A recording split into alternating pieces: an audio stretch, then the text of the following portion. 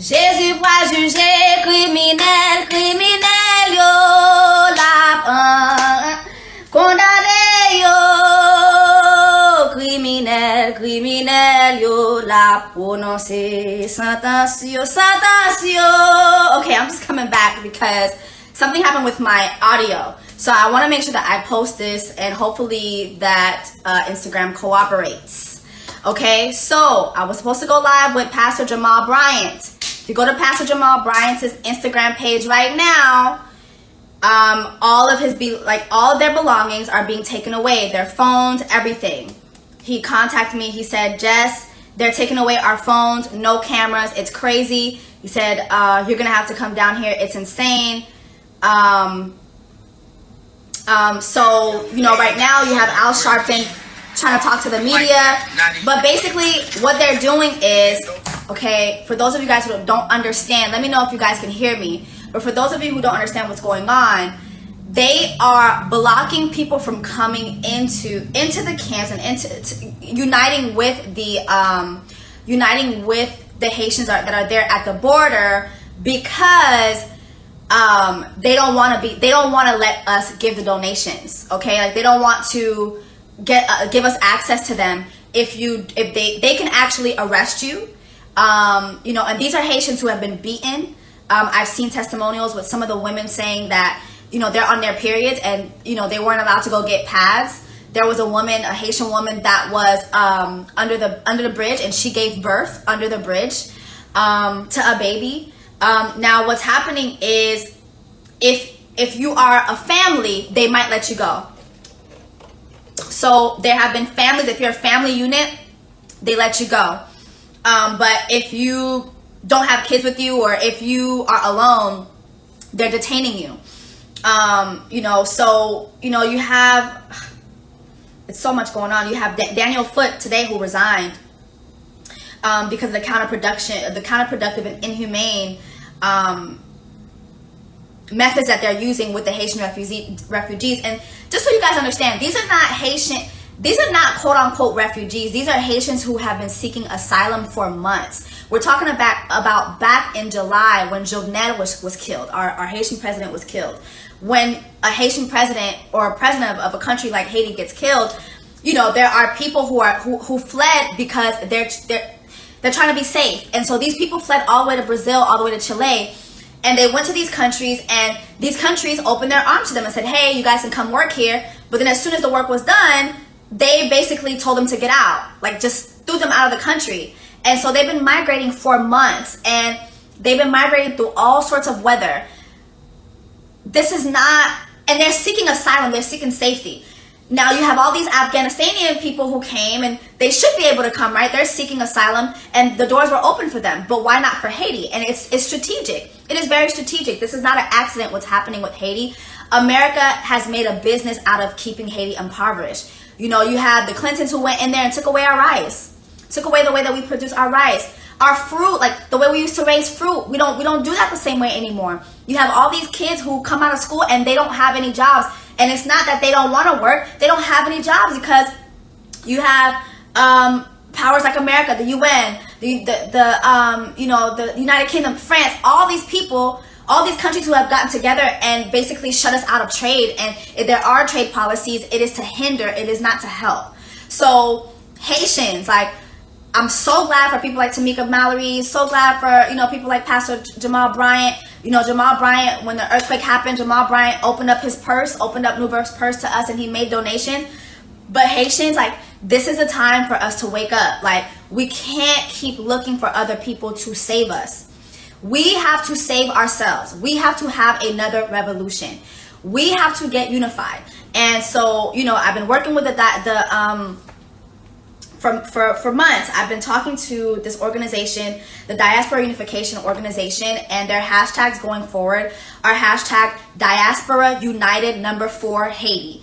And given the recent happenings at the border, we have a second hashtag, which is hashtag Humanity for Haitians. Okay, Christina, yes, they took their papers. Yeah.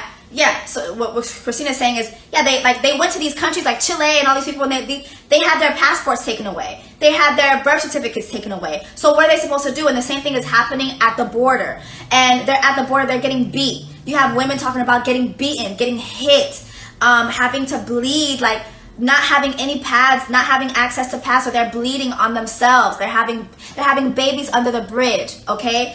And so our hashtags going forward, hashtag diaspora united #4 Haiti, hashtag humanity for Haitians. And what this movement will be about is not necessarily raising money. This is putting pressure on countries like the United States to get rid of policies that continue to cripple Haitians. And this is also going back home to Haiti and standing up to the corruption that is within the government. Okay, like the fact that our the president of Haiti was killed, whether you like his politics or not, that was a very corrupt thing to do. That was a very corrupt thing to do. His approach might have not been the best, but that was a very corrupt thing to do, because keeping Haitians poor is big business. Keeping Haitians poor is a successful business. And unfortunately, it's not just a business that white people profit off of. All Karens ain't white. We have Karens that are within our community. We have Haitians within our community. We have Haitians that are within the government that profit from Haitians being poor. That profit from Haitians always begging and always being part of catastrophe.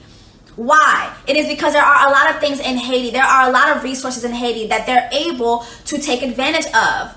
Putting the wool over our eyes and giving us empty promises. Giving us I'm sorries.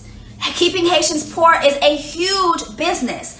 And so the diaspora Haitians, those of us who are not living in Haiti, those of us who are living abroad, whether we're in the United States, whether we are, in other countries, we have to wake up and we have to go down there. So, I was telling the team yesterday, I was like, listen, a mass march where simultaneously you have Haitians marching in DC and you have Haitians marching in Haiti. You know what I mean? Like, it's time for the diaspora to wake up. The only reason why Haiti is even alive today is because of the diaspora. And if you don't believe that, then you're not aware. When the earthquake happened, there are so many videos of Haitians saying, si c'est pas pour diaspora, nous pas ça nous t'a fait. Si c'est pas diaspora, nous pas ça nous t'a fait. Si c'est pas pour diaspora, nous pas ça nous t'a fait. You know what I'm saying? And so we have to wake up, and we can't just always donate and send things. No, we have to go back and we have to build our businesses there. We have to go down there and say, listen, we're not going to pay you people in the government. We're not going to give you bribes. We shouldn't have to pay you bribes for us to come in and build water wells, for us to come in and build homes, for us to come in and build factories. You know what I'm saying? Y'all are a bunch of Karens. All Karens ain't white.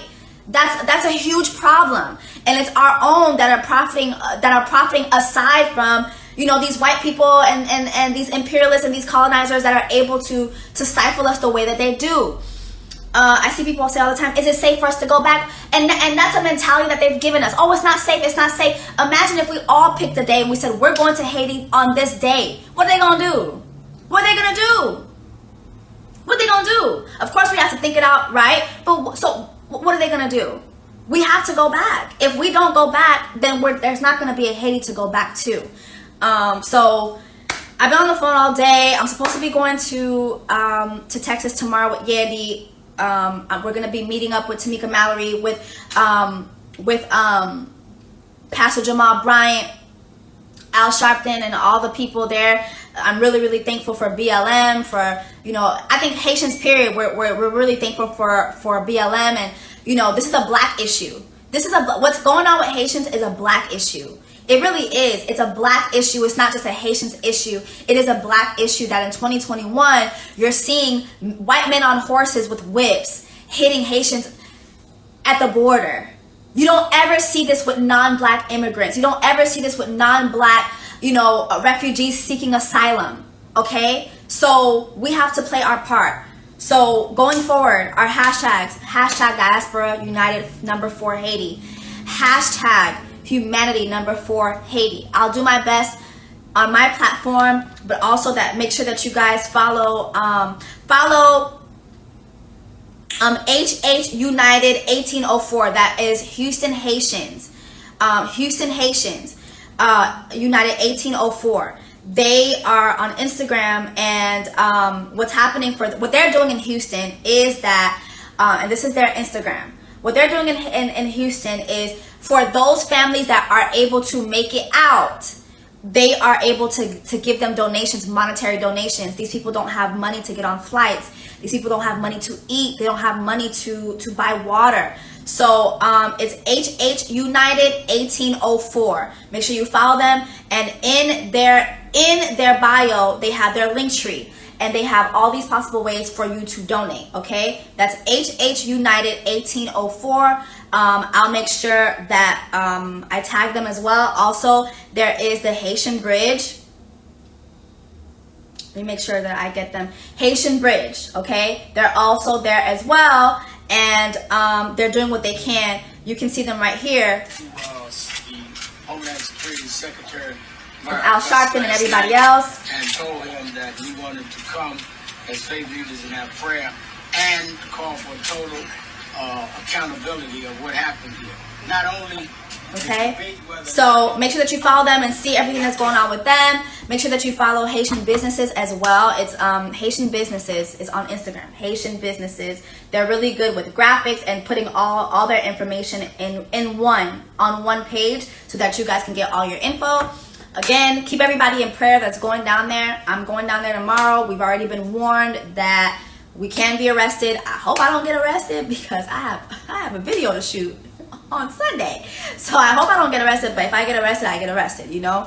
But we're going to go down there and we're going to do our best to see what is happening and what we can do. Shout out to Yandy Smith, Tamika Mallory. Shout out to Fabi. Damn, Fabi, I don't have your Instagram. But Fabi A. Reed, she's leading the Diaspora Unification Movement. And we have our demands. That we're gonna be pushing forward. Just to let you guys know, Fabi, I'm sorry if I'm saying too much, but just so you guys know, we have demands on the U.S. side, and we're gonna have demands on the Haiti side. So the U.S. side is lobbying for fair treatment of Haitians who are seeking asylum, and lobbying for their basic human rights, lobbying for foreign trading policies that are choking Haiti to be gone. We're going to be lobbying for reparations as well. We're going to be lobbying that private contract deals are done. Haiti demands. We're going to be lobbying for transparency, for financial transparency. L'argent l'État, l'argent peuple là pour peuple là comprendre côté l'argent pralé. Conseil de bagay les peuple là dépenser l'argent yo, conseil de MIGRANTS, les avoyer corps, conseil de filles côté filles au pralé. You know, so we need to know. We want diaspora involvement in the government. There are a lot of diaspora groups that are able to be very, very involved in their elections back home, and I feel that that's something that us as a diaspora, we should have access to. Better business opportunities. You know, I told Fabi and the rest of the team with this, and I want to credit DJ Cash for this. DJ Cash was saying, wow, like, why can't we all just do what we have to do in our own neighborhoods back in Haiti? And we should have a system where that's the least we can do, even if you don't want to get involved in marching or the politics side of things. But you should be able to say, you know what, I am from Gonaive. Here's what I want to do in Gonaive, and there's a group of us Haitians right here who are from Gonaive. This is what we're gonna do. This, you know, this person is gonna lead electricity. This person's gonna lead water. This person's gonna lead hospital building. This person's gonna lead, you know, factory building. This person's gonna lead, like, whatever is needed in those villages. This is what we do. And so, yeah, so, you know, I'll do my best to keep my platform informed, but this is led by Fabi A. Reed. I'm sorry, I don't have her damn Instagram. I should have asked her that. As soon as I get it, let me ask Fabi, what's your... As soon as I get it, I will tag it. So again, hashtag Diaspora United #4 Haiti. Hashtag Humanity for #4 Haiti. Those are gonna be our hashtags going forward. Haitian diaspora, please get behind this. Like, we all gotta wake up and we all have to do our part. All right. I'll make sure that I post as much as I can, and you know, I'll do my part, and I'll save this live. Hopefully the audio works this time. And oh, okay, so Fabi_Modernink. Okay, got it. Okay, all right, so I'm gonna do my best to see what's going on right now, and I'll talk to you guys soon.